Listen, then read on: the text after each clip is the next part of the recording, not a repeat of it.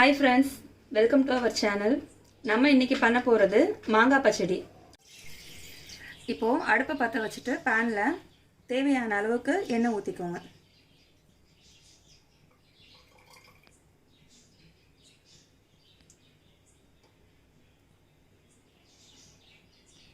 அதுல ஒரு அரை ஸ்பூன் கடுகு போட்டு வெடிக்க விட்டுடுங்க. கடுகு வெடிச்சதும் அதுல 4 காஞ்ச மிளகாய், கொஞ்சமா கறிவேப்பிலை,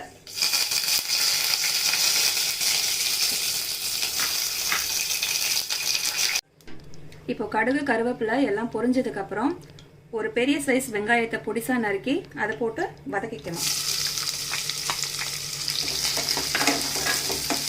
வெங்காயம் நல்லா வதக்கிக்குங்க.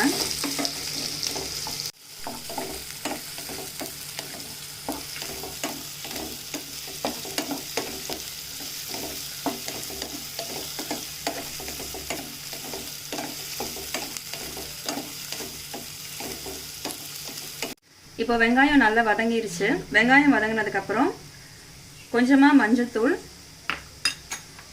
ஒரு சின்ன ஸ்பூன்ல 1 ஸ்பூன் அளவுக்கு மிளகாய் தூள் போட்டுக்கோங்க. போட்டுட்டு லைட்டா அந்த பச்சை வாடை போற அளவுக்கு வதக்கிடுங்க. அதுக்கப்புறம் ஒரு பெரிய மாங்காய் சின்ன சின்னதா கட் பண்ணி வச்சிருக்கேன், அதையும் போட்டு நல்லா வதக்கிடுங்க.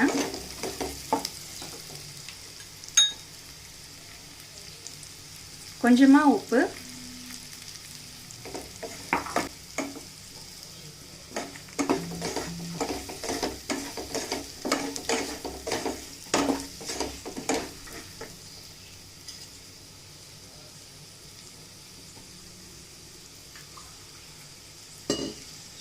ஒரு 1/4 டம்ளர் தண்ணி ஊற்றி மாங்காய் நல்லா வேக விட்டுடுங்க. இப்போ பாருங்க, மாங்காய் வெந்துருச்சு. மாங்காய் வெந்ததுக்கு அப்புறம் 100 கிராம் வெல்லத்தை பொடி பண்ணி வச்சிருக்கேன், அதை இதில் ஆட் பண்ணி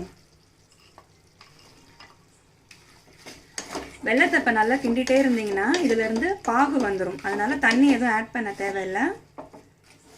அடி பிடிக்காம சிம்ல வச்சு கிண்டிகிட்டே இருங்க. இப்போ பாருங்க, மாங்காய் நல்லா வெந்து வெல்லமும் நல்லா கரைஞ்சு கரெக்டான கன்சிஸ்டன்சிக்கு வந்துருச்சு.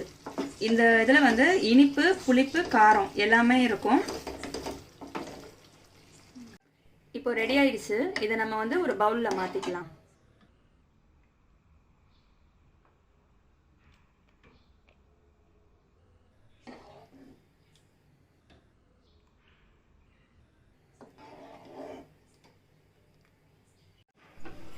இப்போ பாருங்க, மாங்காய் பச்சடி ரெடி ஆயிடுச்சு. இது சூடு ஆறுனதுக்கு அப்புறம் இதை வந்து நீங்க ஸ்டோர் பண்ணி ஃப்ரிட்ஜில் கூட வச்சுக்கலாம். 10-15 நாளைக்கு கெட்டு போகாம டேஸ்டியான மாங்காய் பச்சடியா இருக்கும். இந்த வீடியோ உங்களுக்கு பிடிச்சிருந்தா லைக் பண்ணுங்க, ஷேர் பண்ணுங்க, சப்ஸ்கிரைப் பண்ணுங்க, மறக்காம பெல் பட்டன் கிளிக் பண்ணுங்க. Thank you for watching.